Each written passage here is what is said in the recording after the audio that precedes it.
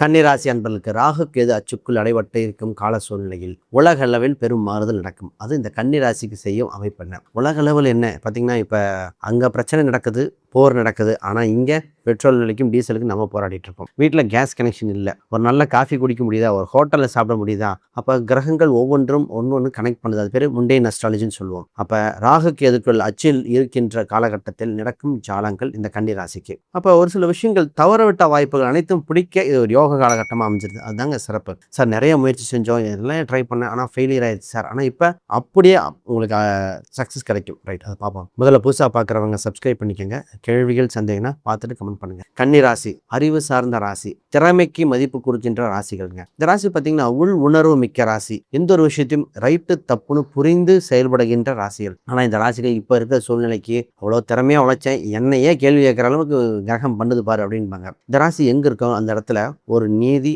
நேர்மை, கட்டுப்பாடு நிச்சயமாக இருக்கும். இவங்க தவறாக இருந்தால் உடனே கேட்டுருவாங்க. அதான் இவங்களோட ஸ்பெஷாலிட்டி. ஆனால் அது மற்றவங்க தப்பாக புரிஞ்சுக்குவாங்க, என்ன உடனே கேட்குறாங்கன்னு. நெற்றிக்கின் திறப்பினும் குற்றம் குற்றமே அப்படின்னு சொல்கிறதா இந்த ராசிகள். இந்த ராசிக்கு பேச்சு திறமை நல்லா இருக்கும். அந்த ஆப்டியூட் விஷயங்களும் சரி, ஜாலங்கள் கரெக்டாக பேசி சமாளிக்கக்கூடியது சிறப்பு வாய்ந்த ராசி.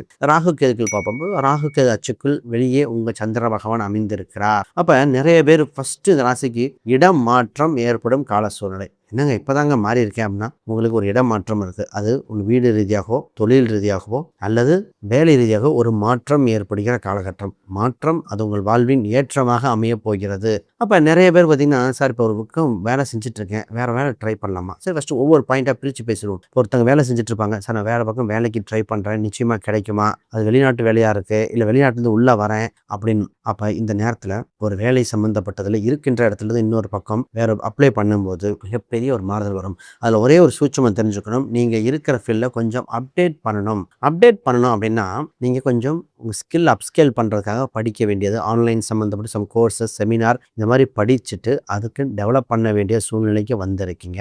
அப்போ படிக்கணுமா சார்?